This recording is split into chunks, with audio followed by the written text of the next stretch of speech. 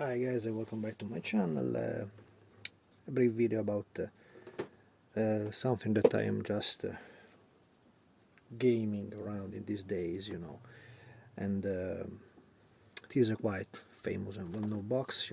I seen the guy from Building Kits on a Budget channel that just made a review about this reissue made by Revel about the 4 GT40. They call it Le Mans 6869.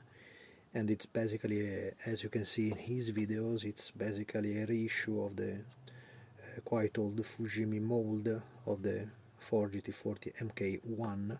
MK1 was the first version of the racing GT40s, they also had even previous one in 64 and so on with different front end, the white car and so on, but the quite famous one was this MK1 with the lower tail and the engine that was a 289 Ford that was used in Le Mans, And the model by Fujimi, it is not bad, as I always say and I write around in forums and so on. For me, still one of the best bodies around, but you have to fix a little in minor parts. I'm just talking and considering about models in plastic and not models in resin. The GT40 have been made in resin, also by Le Mans Miniature, I think, and Profil 24. They also made different type of kit, full detail, full open, full whatever. But I think always and constantly the best way to have a nice GT40 in the collection is anyway to use this quite decent model made by Fujimi. I will not make the analysis of the parts of the kits inside. You will have plenty on YouTube, you can find plenty online. I will just focus about what it is, in my opinion, the modify that you have to do to obtain a proper body for the 1968 and 1969 car. They were slightly different, and we will see where and how, but the point is that if you simply build up straight from the box like I did many years ago the kit from Fujimi also made a specific box for this car, that is the Gulf car number 9 chassis, and they go every GT40 go with chassis serial number, and this was the chassis 1075. It was a Le Mans Gulf flared car used in Le Mans.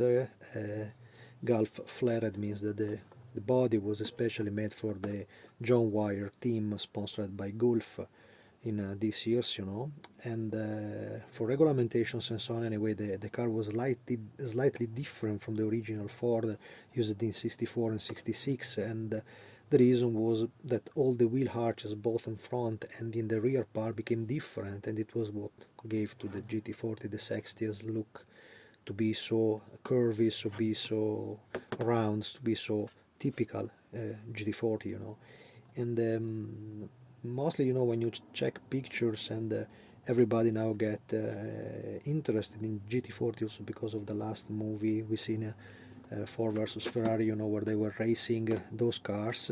Even in the movies they were race car replicas provided by an American company that is owned by Front Fender. It's a wonderful company that I follow since many years. They know who I am, they know that I am a freak for this stuff, so they also gave me a free jacket of the company, but it was this company, RCR supercar, based in Michigan, that made all the cars used in that movies, that of course they can be just replicas. That is okay for a movie from Hollywood, because people is not so freak like we modelers are about the details and so on, so it's just okay to see the GT40, the Ferrari, the Lola, something in the background about Porsches and so on, so you cannot be focused really on details on that model, so it is perfect for the purpose. But the point is that anyway all the replicas have a slightly different body created during the year. I will probably do it in Italian to clarify a little the situation about the replicas, the real cars, I mean, a brief video explaining what I know. It's nearly 20 years that I'm inside the world of replica in every scale from 187 to 1 car, so I think I know a little bit about this specific cars, replica cars or kit car, whatever you want to call them, and indeed, coming back to the model, I mean, this video was just to show how, in my opinion, should be improved the body from Fujimi. Fujimi made a quite decent model, you know, mysteriously like the previous video I made about the 917. Also in this model you have part of the transaxle and not the engine, so basically even if you have the real clip in the model that is molded in a separate way, probably this because Fujimi also made using part of the same mold, also the MK2 version, no? That recently also have been made by Meng Corporation models, an MK2 that in my opinion have some issues because it's a very wonderful kit, full detailed kit that you can expect in this latest year, but still something is badly missing in the front end. Specifically the Meng model have the front lights that don't match at all, and also the wheel arch, in my opinion, they don't match with the pictures together as with the decal sheet and many other silly detail that, you know, he was expecting, like I was, for the perfect model of the GT40s, even if in MK2 version, so with the different and much taller rear end, but it is not. So I think also that is probably, in my opinion, even more tricky to correct if you want to do a proper looking replica of the GT40 MK 1 or 2, because the front end was extremely similar in both the version. It was the rear tail that became extremely different with the car, because that other one was using a 427 unit or instead of the 289 unit, you know. So what I did here basically to do the chassis, the car looking better like the 1075 that we can see in many pictures and so on, it is mostly to proper enlarge the front and the rear fenders, you know, around the wheel. For the front part, there have been some guys that is asking me a little clearer explanation of how did this enlargement. This is a trick that I learned for a Swedish modeler. I don't remember his name, but I know that it was something quite famous around, so just dig around and or check in my Facebook page, you will find other picture of the other build I made back in time of the 1083 car. It was the red GT40 that you can see from behind, like the banner in my YouTube page, you know, that was a model referred to the chassis 1083, that was the last GT40 produced by Ford, and it was the last and the most extreme. It was a specific car without the wiper, extra wide tires, all the history in South America. She been many years in Argentina, was owned by Fittipaldi family and so on. So, but it was not a racing milestone like this 1075 Le Mans car was. This was the ultra famous one pictured in every movies and in every tale about the Ford beating Ferrari. This was the real one, you know, in the Gulf colors and so on. So what I did here was basically to cut the front fender.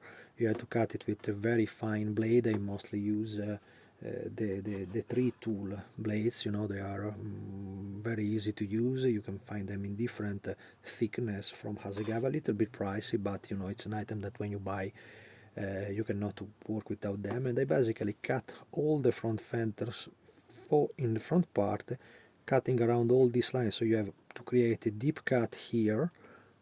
I hope you can see in my video where I'm pointing here, arriving to the edge of the light. Don't make it too much, because if you arrive to the front fog light, then all the nose will increase, so you will switch to a nose that is much more similar to the MK2B, that it was a little more different and mostly used on MK2 cars. So you have to arrive to the beginning of the corner where the front light is, and to the door here. So you basically will create a cut in which you will anyway make a little with your fingers enlargement of the plastic, and then you have to place inside more than 2 millimeters of thick plastic. Here I make with the braids of leftover and so on, you know, the parts that is always leftover from other build-ups.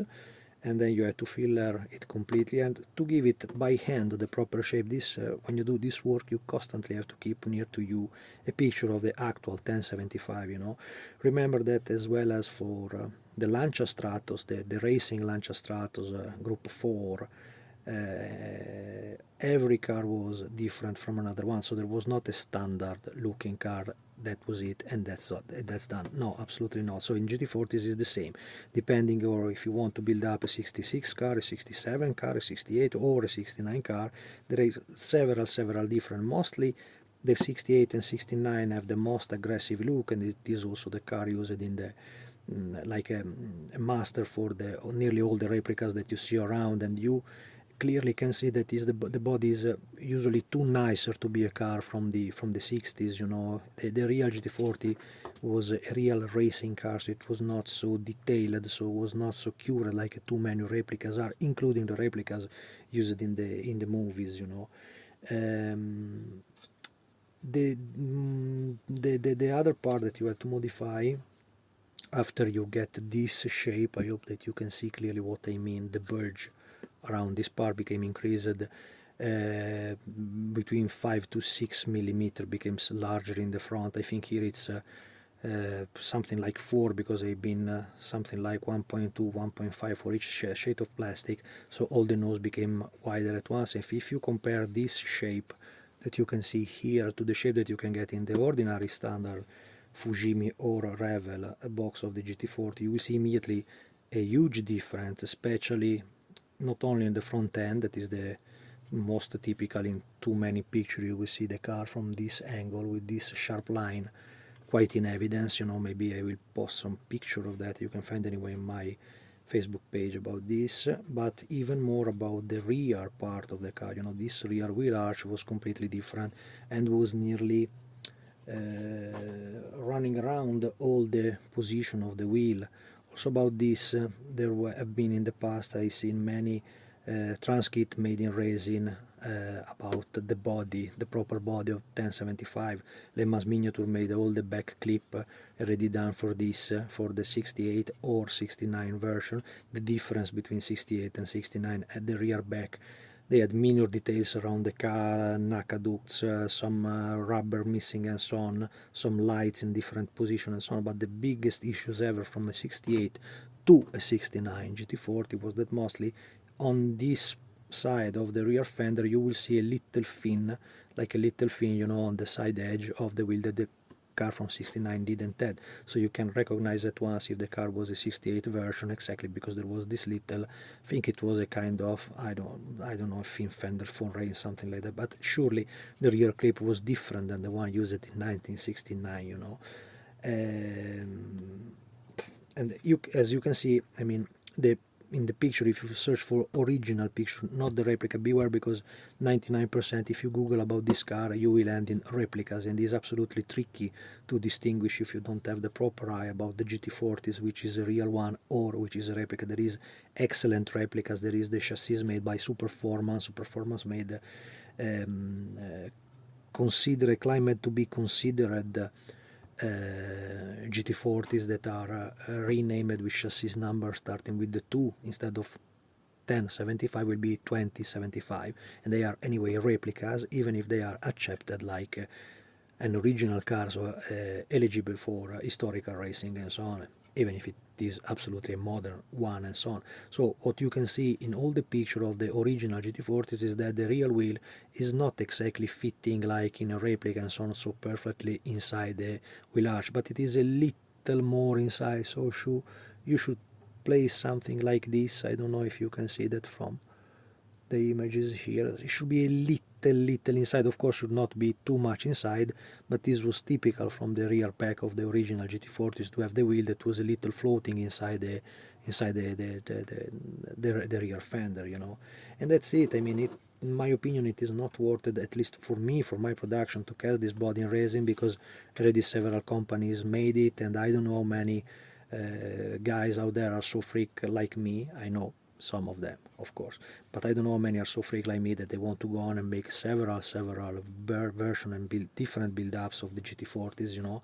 So I think it's enough that you study a little this conversion that I explaining you now about the front and the rear fenders, and you check with the actual picture of the real car, and you surely will obtain a decent replica of the mighty famous 1075 car, even using the originally standard old model from Fujimi.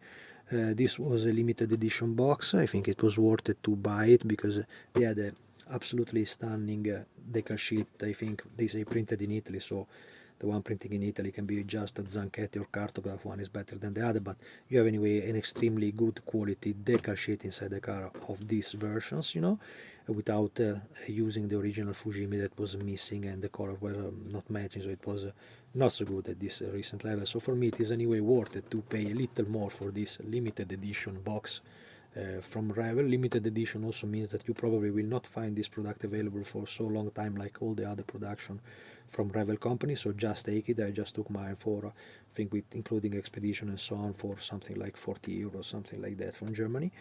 And that's it. I'm working on this one. I still didn't decide if I will go for a full open back trunk of this car, because I should recreate the 289 motor. I have a 289 coming from a Revel Mustang, so I can use that, and I have to recreate the snake of the exhaust piping going to the exhaust, so it's not this big issues, but we will see about that, because always, with the GT40s, it's always nice and lovely to see the proper shape of the car, so without letting be opening doors and opening clips, the car becomes, you lose completely the line inside the GT40 when you make a full open model, and I don't know if it is so worth it to do it over a so iconic car that you basically just would love and admire in its pure brutal shape like this one was.